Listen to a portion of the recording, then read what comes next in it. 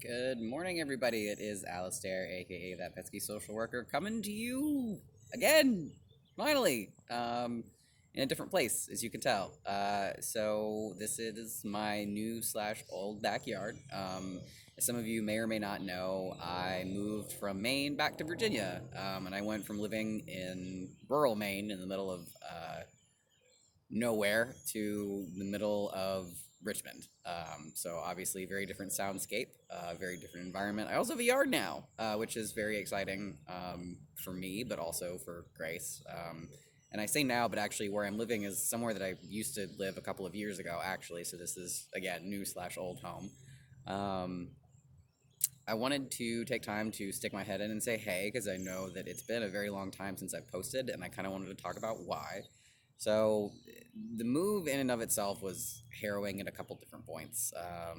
I don't know how many of you have ever moved over like 1,000 miles with a U-Haul trailer before, first time ever. For those of you that haven't, just pro tip: if you ever need to get a U-Haul, people don't move for you on the highway. And if you're one of these people that are watching that don't move for people in U-Hauls, shame on you. Finger waggle from your pesky social worker. Shame on you. Literally, it's dangerous. Like, don't be a jerk on the road. Just don't do it. So the drive was pretty harrowing. And then I've also been facing. It feels weird to label it as adversity, but I'm not really sure how difficulty. I don't know. I've just been having a really hard time. There have been a lot of things that have been going on.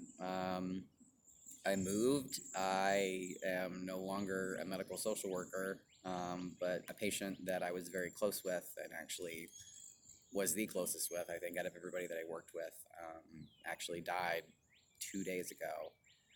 So I've also been dealing with the grief and mourning around that. But more than anything, I've just been trying to get settled and get equilibrium and, figure out direction and where I'm going.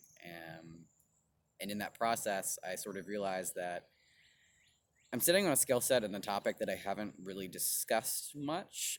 Here and there, I've talked about being a medical social worker and doing home health and hospice in particular. And what I realize right now is that what I'm going through are actually a few different kinds of grief. And I think everybody can relate to that collectively, just given the health crisis, given that we're all stuck at home and just the state of affairs in the world. There really are different kinds of grief that we're going through. And I've just had some interesting insights along the way, so that will be upcoming content is sort of talking about grief. I know I did an anatomy of rejection video, and I think I'm gonna end up doing a series on grief as well, because it's not what you think. People usually equate grief with an outright tangible loss in terms of there's something that we can name, like I don't have this person or this thing, or I can't visit this place anymore. Um, Usually we think of it typically in the context of death, but loss can happen in a lot of other ways. There are a lot of other small losses that we experience throughout life. And again, that'll be the content that I'll be making later on this week. But I just wanted to stop in and say hello. I'm back. I'm here. I have not forgotten about the account or any of you all. To people who have reached out, thank you so, so much. I really do appreciate everybody's concern.